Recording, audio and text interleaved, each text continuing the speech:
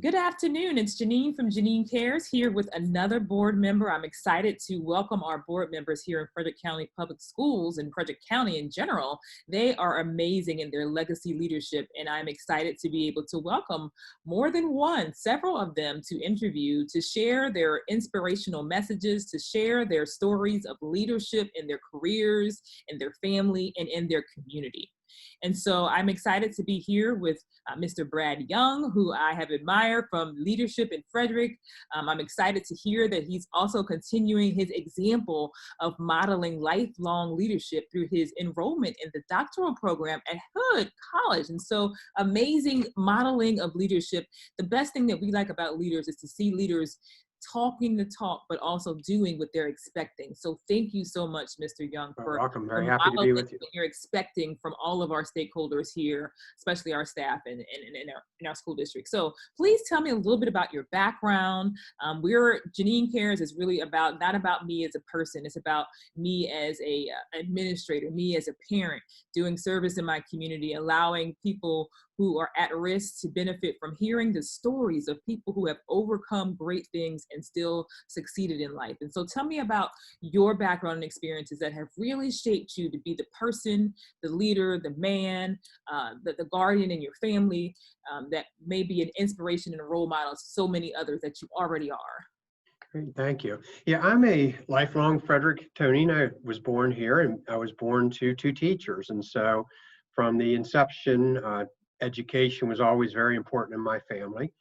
My mom continued in her educational career and became a principal at many elementary schools in Frederick County for up to 40 years. My dad moved over to politics and is still currently a state senator, but they both really brought home the importance of education. And so I went to college at FCC. I graduated from TJ High School and then went to FCC, on to the University of Maryland, where I got a BA in economics and then later a master's from Frostburg State.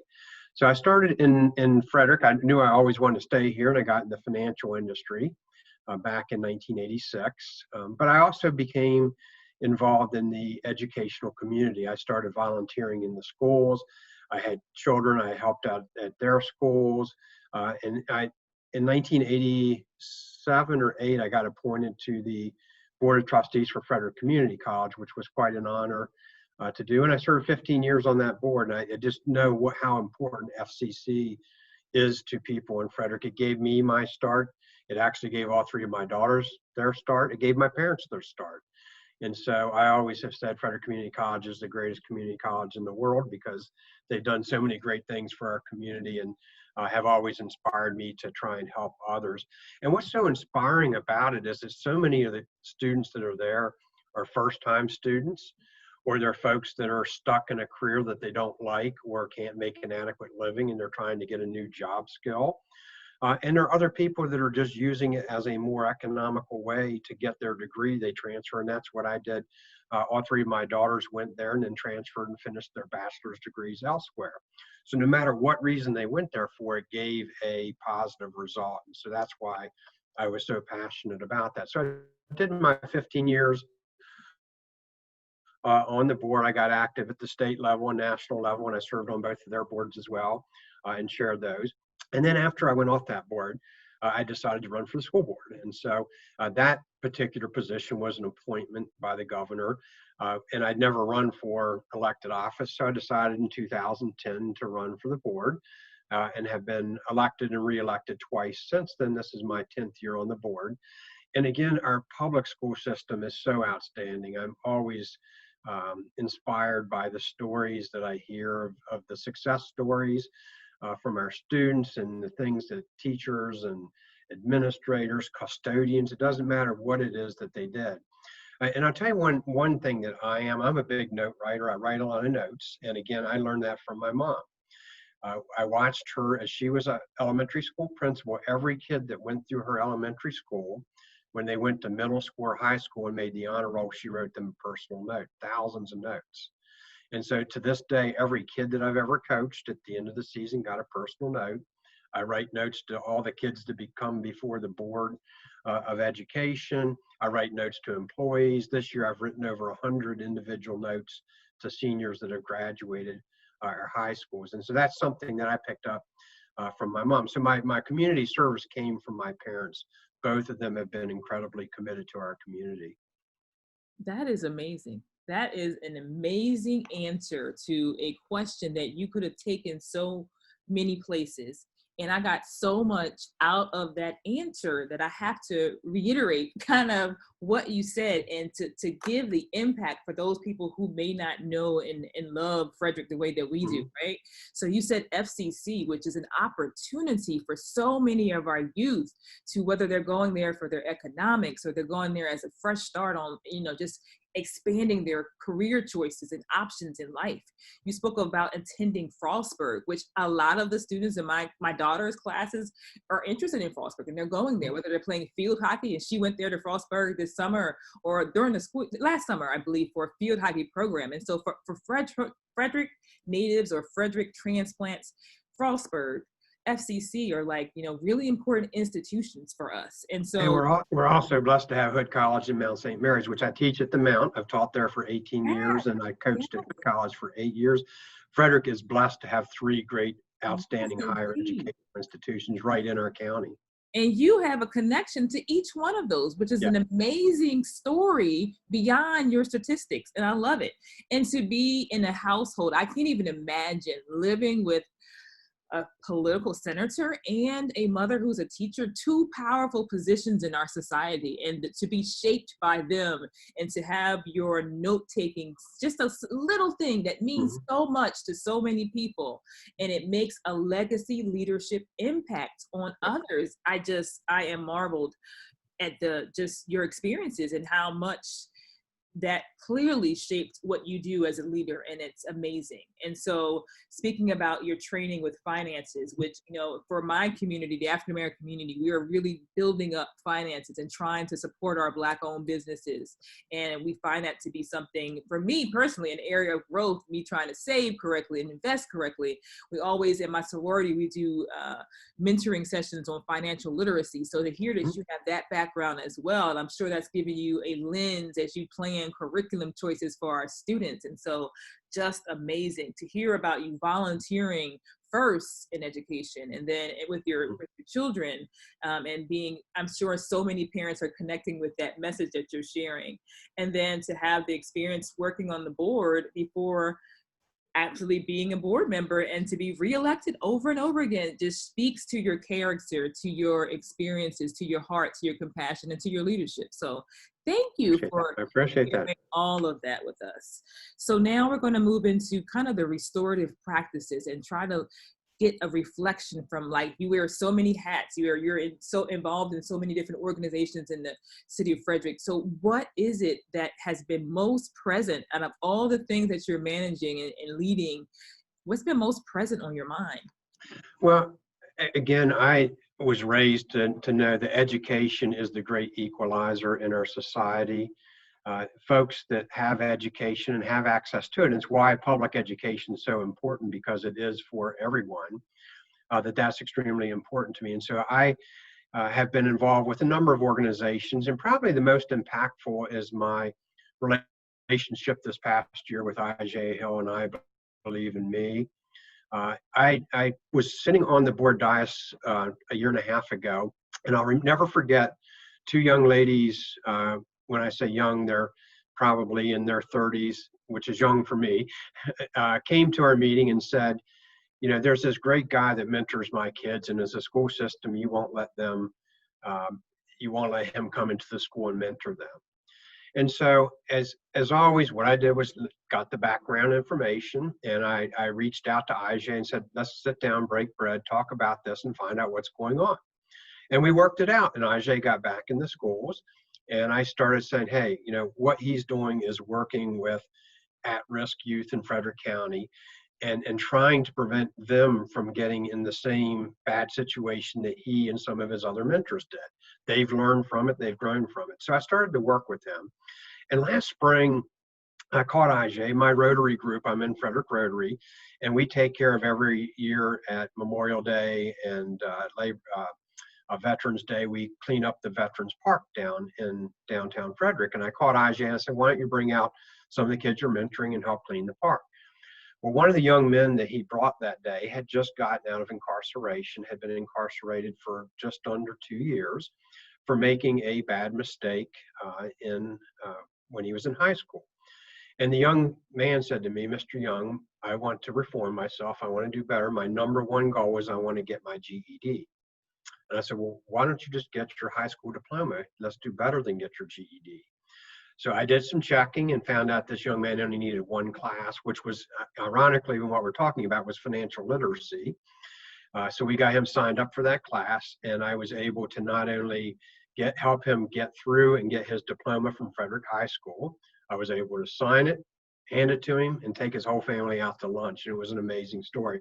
And Oh, that that's young a man now is story. working with IJ at I Believe in Me, and he's mentoring other young men to not make the mistakes that he made. And so for the off chance that, you know, he fell into a situation, he could have easily been incarcerated for life. He could have been killed.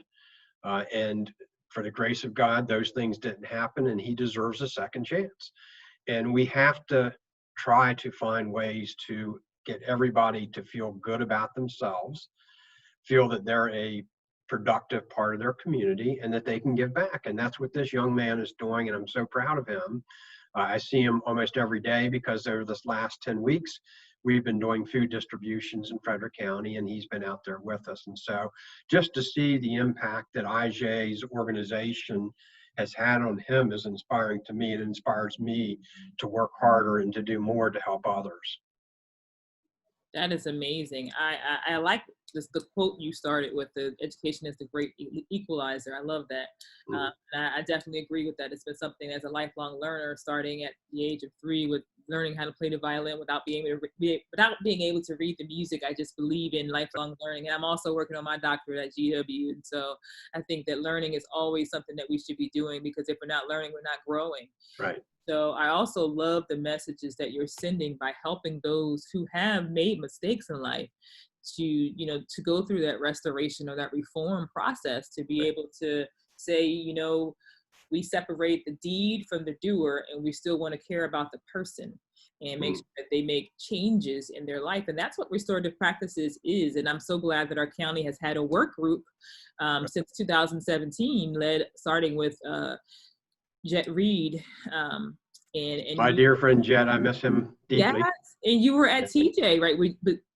There's a connection there, right? Well, no, Jet was the principal at TJ, but long after I was there. But when Jet joined the school system, I became close friends with him, and we hung out. And my heart was broken when I heard the news of his passing. But he was such an inspirational role model to the kids at TJ, and again, just made such a difference there. And back to I Believe in Me. Every person needs somebody, they need to know that somebody believes in them. Absolutely. And that's what we all have a role, is to make sure that when we find those people that don't have somebody that believes in them, make sure that somebody does, because that's the difference maker, making sure that they feel part of what we're doing. Absolutely. And as a school leader, when I was a principal or an administrator or even a teacher, you always looked around and to see, who are those students who are looking disconnected or unengaged, and why aren't they coming to school, or why aren't they participating in class, and trying to make those, we always want to make sure there's a positive adult with each and every child. And our climate surveys really show.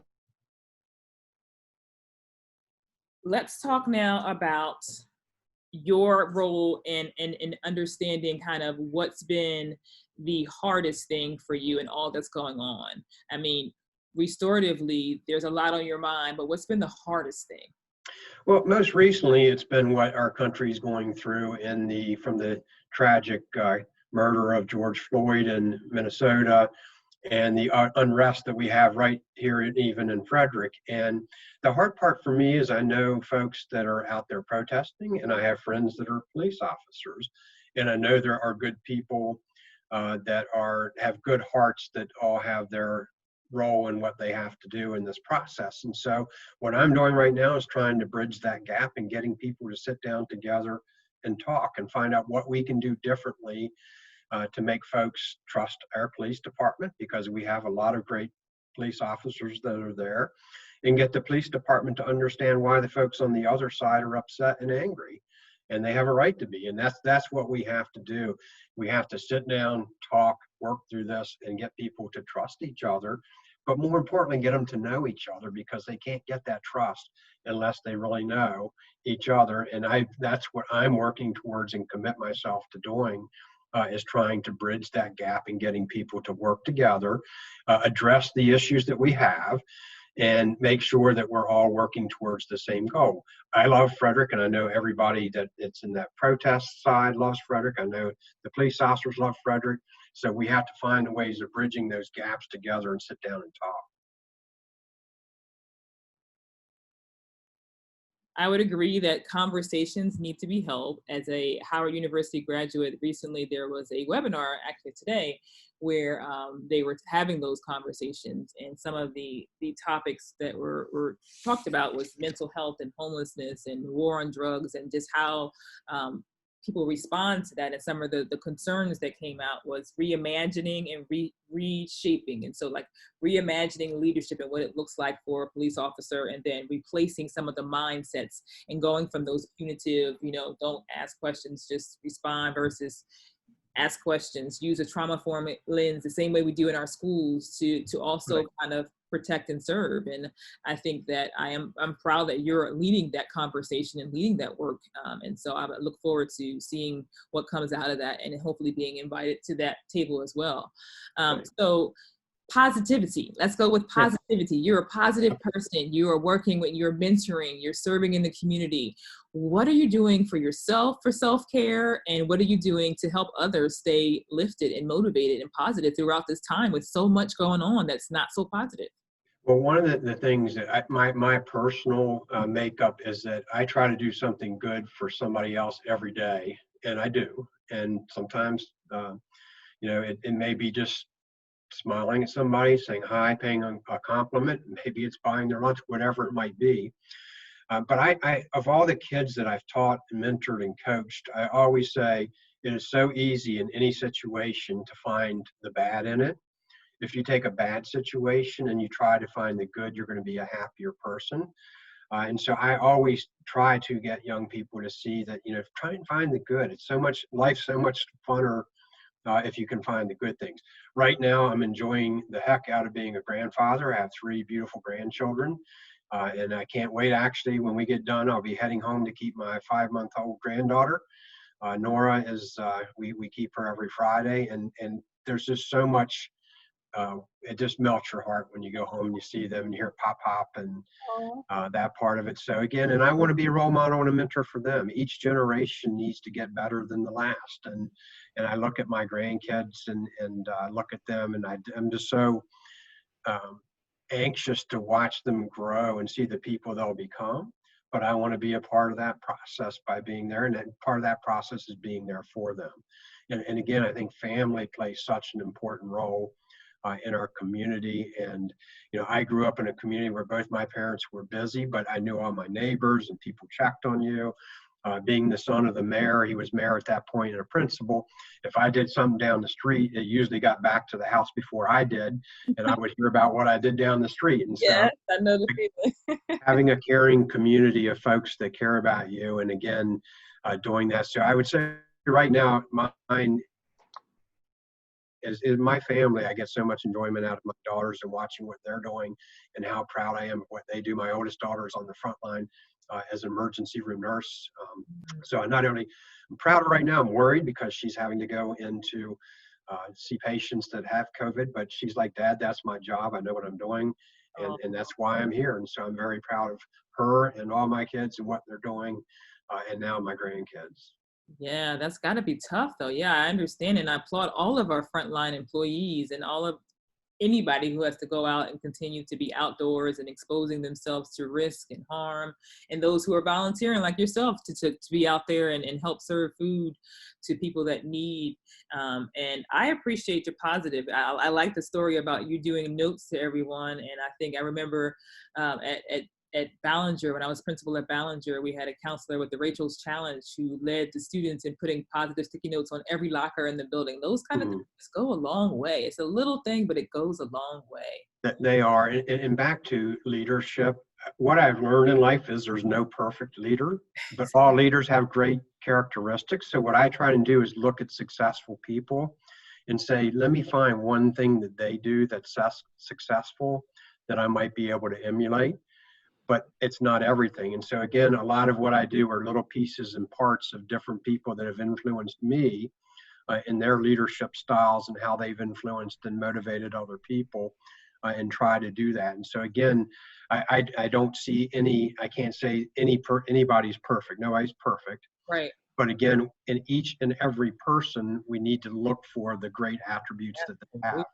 Absolutely. And what a difference we can make if we just tap into the positive. I remember as being an evaluator of teachers, I would make sure that, you know, after an evaluation conference, the teacher who might have been a mediocre has the same kind of confidence in themselves, Mm-hmm. as the teacher who is a stellar teacher and, you know, advance in their, you know, calling over. So I think that's really important that we always tap in the positive and to motivate, because education is no easy walk in the park at all. And so we have It's to, tougher and tougher, and I have such great respect for all our teachers and administrators and all our folks in the educational system, because it is not easy to be a teacher today.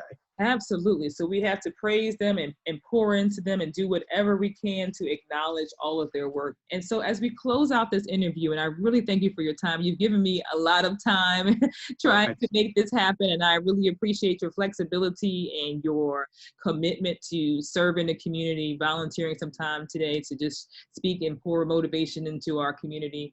And so what message do you want to end on, leaving a message to parents, leaving a message to students? You've already given so many great inspirational messages, but what else do you want to say them to conclude this interview? Well, to the students, what I would say is just work on being the best you, whoever that you is, and don't let anybody else tell you who that you is. You are the person that determines that. Find whatever it is that you want to do and be the best at it. Be a good person, do good things for other people every day. And we're extremely proud of all our young students and what they do, but that will make you more successful. And to the parents, again, I say the same. Be proud of your kids, be a part of their lives. But again, we have to let them help shape who they are. And I did that with all three of my daughters. They, you know, I give them my guidance, but in the end, they determined what their paths were going to be and the kinds of people they are. And I'm very proud of how they turned out. But as parents, our job is to provide guardrails, to provide advice. But in the end, ultimately, the child will determine who they are. But your role that you play as a parent is so critical into the success of how your child does. And so again, it's been an incredibly tough year. This end of this school year for 2020, we hope the fall in 2020 will start off on a little, hopefully back in the classrooms. But if we're not, you have to make the best of what we have. You have to continue to educate and do those things. But so proud of the class of 2020. I've been to so many events over the past 2 weeks. I tell you, none more special than last night. Last night, I went to the drive-through graduation celebration for our Rock Creek graduates, Oh, wow. which is our severely disabled students. Wow. There was over 100 cars there, and each of the 6 graduates to walk by and just congratulate them, it melts your heart. And the staff that we have at the Rock are such incredible people. Yes. They have my deepest and greatest respect. Yes, indeed. What a wonderful note to end on. Well, Mr. Young, I thank you for your time. I thank you for your legacy leadership. It sounds like based on 2 great parents and a community surrounding you with different organizations and different leadership positions, you are definitely what we deem as a legacy leadership. And we are proud to have you serve as the president of our Board of Education and so many other roles. And good luck to you with your doctorate program, balancing that, being a grandpa. It's going to be a lot of work, as you know. I bet it is. Yeah. Well, thank you so much for your time and have a wonderful Thank you, Jeneen. afternoon. You too. All right. Thank you. Thank you.